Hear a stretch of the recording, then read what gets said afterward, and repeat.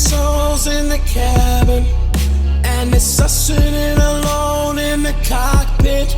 You looking at the trees, we're shaking me. So I'm here with the amazing Black pilot and Billboard Top 30 artist, John Alex Gatsby.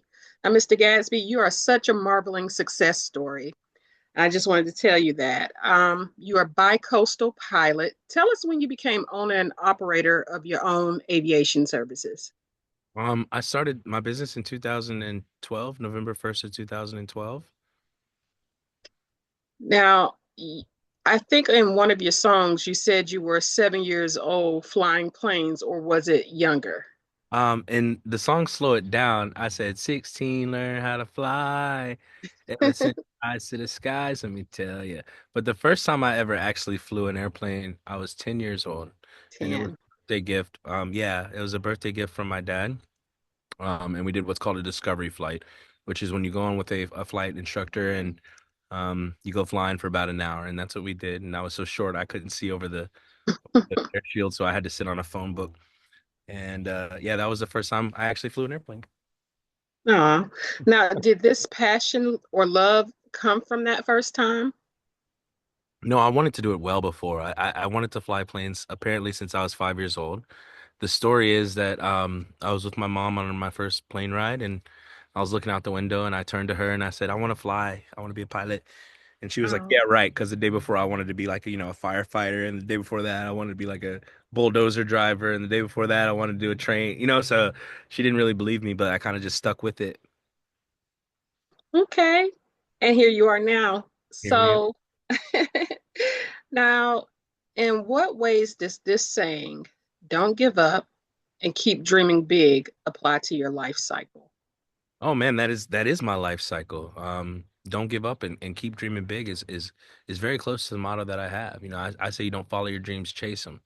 You owe it to yourself, I think, to do everything that you ever wanted to do in this life, and I try to live to that testament every day. Okay. Now, you did an amazing thing in 2023 when you began making music. Tell us, in what ways you did that. I was very blessed to write a song with Grammy-nominated producer Biscuit and Butter and Omari Gio Massenberg, and we wrote a song called Therapy, and that song, by the grace of God, was able to make it to the top 30 adult R&B chart, and that was my first single to do so, and it stayed up there. I think we hit it twice. So for an independent artist with my own label to be able to do that without anybody else supporting me, um, on the monetary side, I had no label support. I had no backing from any distributor or anything like that. We did it fully solo and fully independent, so that was a huge achievement for me. That's amazing. Now, and I felt like I said this when I read your story that you're like kind of like the Ryan Coogler of the music industry. Um, now, turning negatives into positives, like your song Therapy, are you an artist that looks at the glass half full? Always, yeah. If it's half full, for sure. Typically we try to fill it up. We try to have our cup runneth over here. So that's really what we shoot for. But yeah, I always look at the more positive aspect of every element. Okay. Now, how do you balance flying planes and being a legend?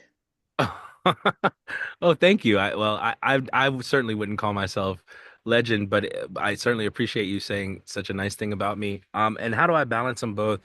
I just feel like when you're passionate about what you do, you find time for both.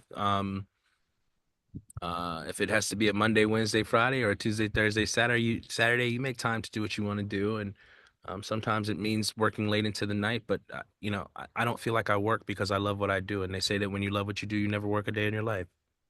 Okay. Now, your album's first single, Make Her Dance, is a bit of a strip club anthem, which is different from the pop. Tell us about the creation of that record. Make Her Dance was yeah, we definitely uh we definitely went into it. Once I heard the beat, I knew what I was gonna do with it, and the whole idea was to make her dance. And we wanted to make a song that people could play in a club, people could play outside. It's summer, it's getting hot, so we wanted to give something that people could shake to. Ain't nothing wrong with that. A little shake and shake. Okay. Yeah. Now, speaking of shake shake, and it's a different tempo, but when you think about it, it's still shake shake. Which one? Tell us about your new single, Man Eater. Oh yeah, that's a shake shake too, for sure. That's gonna shake the ground like an earthquake, you heard me? Okay. ManEater was really dope. Again, I worked with Gio again on that record. The producer that I used this time, his name was Bam, Brendan Alexander Hodge. He Mhm. worked with Tyrese and Rihanna and Mary J. Blige and just got a list of all the top artists. I was blessed enough to have him as my MD 2 years ago when I was working on a live set. And really fell in love with his talent and his craft, and we kept in touch. And when I got back in the studio to work on what is this album, um I tapped him and asked him to send me, some stuff, that he had, because every producer's got some stuff. And he sent me this beat specifically with that melody. And I really loved it, but I didn't really know what to do with it. So I called Gio and got in the studio with my boy Greasy, who mixed this entire album. Shout out to Greasy Will. um and we started just listening to older stuff. Like, we started listening to Prince and Michael and just everything that was popping kind of in the 80s, and Michael Douglas. And then the playlist on the YouTube stumbled on this Hall and Oates, this "Oh, here she comes." And I was like, Mm. "Oh, I really, really like that melody." And I think that that could be something, that we could possibly capitalize off of. So, in paying homage to them, of course, we would never copy direct. We only took that one little little snippet right there, and then we changed the flow, the tone, and everything, so that way we weren't stealing, but also paying homage in a way that's respectful. And we did that, and then put our own modern twist on that femme fatale story. So um it's a record that I'm really, really proud of. I think it's one of the best that I've ever made, and I'm happy that I pay homage to some of the great people that came before me as well while doing it. Absolutely. And this is where the legend comes into play. Great. So, the way you introduce your stories through music says a lot. It's perfection. It's definitely art. Tell us about the creative process behind the live video, Man Eater. That was it just comes to me, you know what I'm saying? Like, I feel like these ideas kind of just come to me, and I set out to just do something that, number one, is entertaining to the folks, because I understand that my role as an artist is to make the listener forget about their day-to-day life and kind of step into my world. So I want to keep it entertaining, and I want to make sure the quality of the art that I'm putting out, visually or musically, is top tier. So I just came with an idea. I'm blessed to live up here in Los Angeles in a beautiful home. And I came up with the idea that, hey, like, it'd be cool to do a live set, but, like, for the neighborhood. Nobody's booking me anyway. I'm not getting a bunch of shows out here, so why not just make a show for myself? So, went around to all the neighbors, let them know, like, hey, I'm gonna have a band out on the balcony. Please don't call the cops. If you want to come out and enjoy it, please come out. We got food, we got drinks, whatever. We essentially threw like a little block party that day and just had the band come out. And I had my producer and me up top, and with two dancers, and then down below I had my keys and my guitar, and we had the drums on the bottom floor, and a drone to capture it all. And so it was just, I don't really know where that came from, to be totally honest. I was just kind of sitting around manifesting, and it just came to me, and I was like, well, I have to do it, because it just sounded so cool. And it by the grace of God, it came out really cool too. So I'm very, very proud of that project. Now, a little birdie told me that no matter where you are or what you're doing, if you hear a plane in the sky, you stop and look at it. Did you? That's why I'm happy the cameras are off today, because actually, because the cameras are off and a couple of planes have flown over, I don't know if you heard them. I'm able to look. Aw. Did you do that when you made the video Man Eater? You know what? I don't remember any planes flying over. I don't know. I don't know if any planes flew over, but if there was and I saw them, I definitely looked. I can't help it. It's almost like, I don't know. It's just I truly can't help it. Because it's magical. Do you think it's magical to you? No, it's just cool. Like, I think it's cool. And, like, I look at them, and by the engine sometimes I can identify them, or I look to see, and, like, oh, what type of plane is that? Oh, that's that this is that airline coming from. So, you know what I'm saying? Like, I'm just a nerd like that. Right, right. Now, looking at your creative ambitions, how do you plan to merge music with flying? Are I'm you wrapping the planes with your album cover, performing on your flights? What's the scoop? Oh no, I've got some cool ideas. Of course, I can't let those go. I've discussed some of those with Cree, actually, as to how we can possibly even bring some of you guys into that world, and explore the different ways to blend my passions in music and aviation together. I'm not gonna say too much, but if you do get a chance and an invite, I hope that you do join us, because I've always got plenty of ideas. Now, when it comes to like how exactly we're gonna do it, I think that merging my two passions will be quite easy, because if we go on tour, what I'm gonna do is I'm just gonna take the band with me, and we're just gonna take the plane, and then I'll fly the plane there, and then it'll just be a lot easier that way. You know what I'm saying? So everybody can sleep in their own beds. After we finish the show, we fly back. You know, so and that's just a good way I think that I could really marry. That's really my dream. Like that's really what I want to do. I want to be able to go on tour and perform and see the world and fly myself and be able to do it. And right now I could literally do that. So I love that. I love that for you. I've seen you on TikTok and you're playing, so I know you got the capabilities to do what you're talking about. oh, I appreciate it. Thank you. Shout out to my TikTok. Let's go. Period. Now, anybody ever told you, and this is not saying you sound like them, but just the vibe, and just like you paying homage to the '80s singers, that you sound like Miguel and the Week. Well, not that you sound like your vibe is like Miguel and the Weekend, or some of the biggest artists of our time. Who are That's an your? honor. I'm sorry. I said that's an honor. You're welcome. So, are they some of your influences? Who all are your musical influences? Oh yeah, for sure. I love Miguel. You know what? I've been asked that question a couple of times today, and I didn't say Miguel. I think I'm going to add Miguel to the roster because I love Miguel. Like I can't believe I haven't said Miguel. So again, to be compared to those two, I think they are some of the greatest, if not the best artists of our generation. I mean, The Weeknd right now is doing stadium tours. So to be compared to someone of that caliber is truly an honor.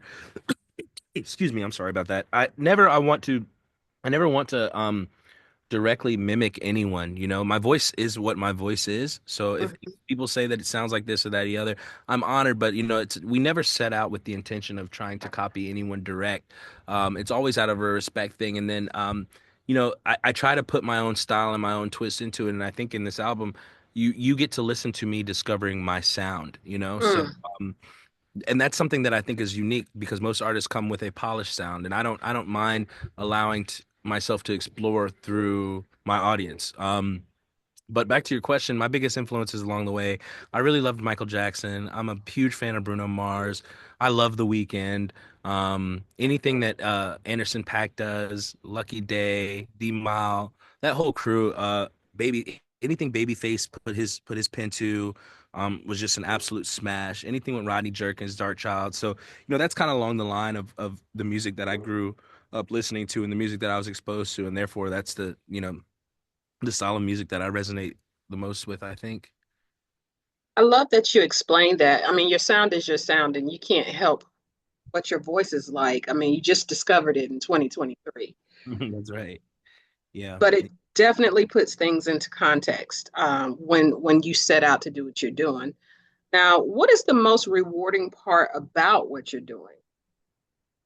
The most rewarding part so far is when therapy went to Billboard, I got booked to do a show, and when we were rehearsing, um we were doing the show outside of this like a little dance studio in Inglewood.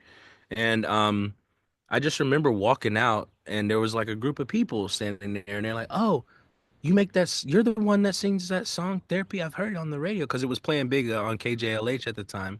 And here locally in Los Angeles, I'm not sure where you are, but here locally in Los Angeles, KJLH is one of the bigger stations for R&B and urban music. So that was a really cool feeling, because I wasn't expecting it. We were just rehearsing a song, and then I walk out, and people are like, "Oh," one lady walked up to me, "My husband loves that song. Can you just wait?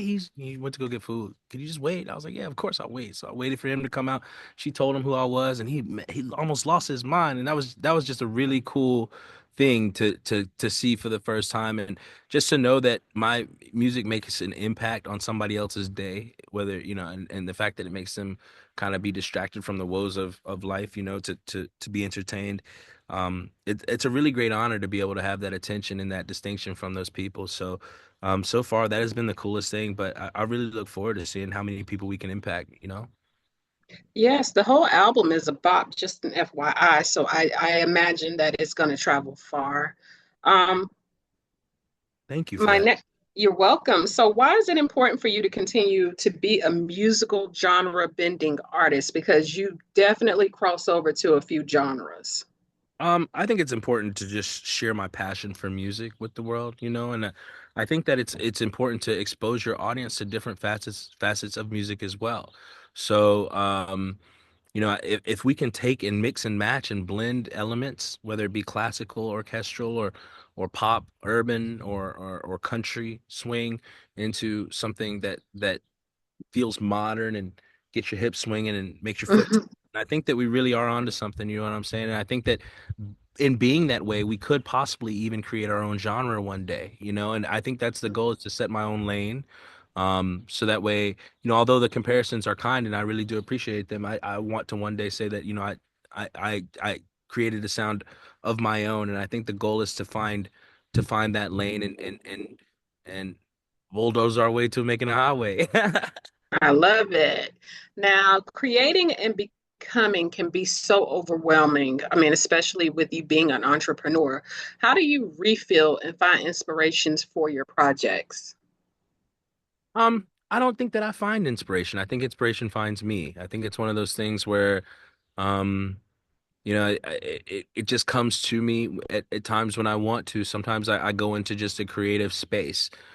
There's nothing that I necessarily do that brings that on. It comes when it comes. And then on the other days, I'm just looking up at the sky, staring at airplanes. So, Mhm. um, it really is just something that comes to me, and when it comes to me, I'm blessed enough in my lifestyle to be able to drop everything and focus on that inspiration, that creativity, because I do believe it is from the universe, from God, from above, from somewhere else. And I think that if I don't capitalize on that moment when it comes to me, then that I'm doing it a disservice. And like Michael said, he gonna give it to Prince. I don't know who he gonna give it to if I don't get it, but I haven't found that out, because I just take care. When it comes to me, I take it every time. Okay, okay, okay. Now we hear you still busy in the lab, and like I said, I heard. Well, maybe I wasn't supposed to hear it, but I heard your album. Now Uh, tell us about tell us about the making of Mayday. I ain't mad at you for listening to the album. That's what I want. I want people to hear it. So I ain't never mad because somebody heard it. I appreciate that you got to hear it, and I hope that you would consider purchasing it, because it would mean the world to me, and I hope your listeners would consider the same. Making Mayday was a process in which I was in the studio with my boy D Cope and Biscuit and Butter again, and we was just talking about different incidents in the sky that I've had, like emergency incidents or urgent incidents, and different stories. And I explained to them this one time that I had an engine failure in a single engine airplane, which, obviously Hmm. is not ideal.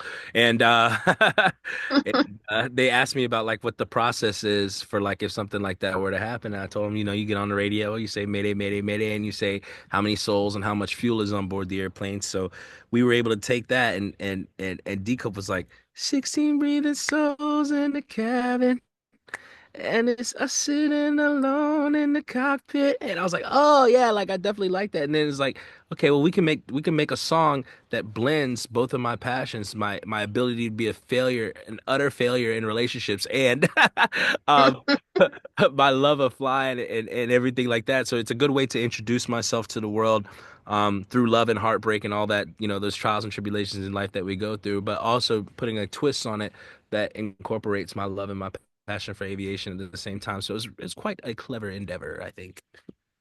It's a nice project. It has definite different like mind-bending genres. So you don't just go into pop, you go into R&B, you go into these different elements. Even I would say I could add contemporary jazz to that too. Mm. So so I think you are definitely on to something. So my next question is, where do you see yourself in the next 2 years? You said 2 years? Yeah, usually it's five, but I feel like just because you're just a visionary, it's no need to push that out there. Like you are working and you are precise and you're a perfectionist. I don't think it's going to take 5 years to get you got to number 30 at the billboards in 2023. So what can you do in 2 years? You know what I'm saying? Yeah, well, by the grace of God, I'll still be here and chasing my passions. And as long as I'm doing that, I'm happy. You know, fame doesn't belong to me. It's not determined by me. So you know, if I can touch somebody with my music and they can resonate with it, then I'm happy. And if in 2 years I'm still blessed enough to continue to be doing that, then I will consider that to be a success. You know, at the end of the day, I don't think we set out to really hit a ceiling, a bar. You know, I just want to make the best music and I want to make the best visuals and I want to entertain my audience and I want to find my people and I want to eventually then go and see them. So you know, I hope to be doing all of those things in 2 years, and if I am, I'll consider myself blessed, very much so. Mr. Gatsby, I think you will be. I don't think it, I know it. So now my next question is, where can our viewers follow you and download your music? And do you have any movie scores? What else is popping for you? I got some movie ideas, but yeah, I think that there's gonna be a lot coming from the Chroma Entertainment Corporation, which is the name of my label.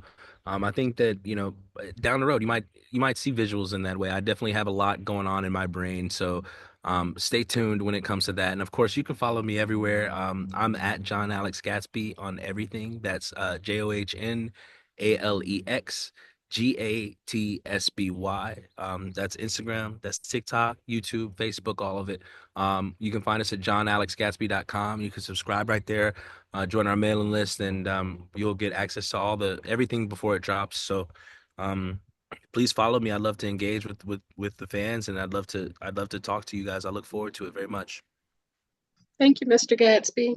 We in the air, the time is passing. If the engine fails, then we'll be crashing. 16 breathing souls in the cabin, and it's us sitting alone in the cockpit. You looking at the trees, we're shaking knees.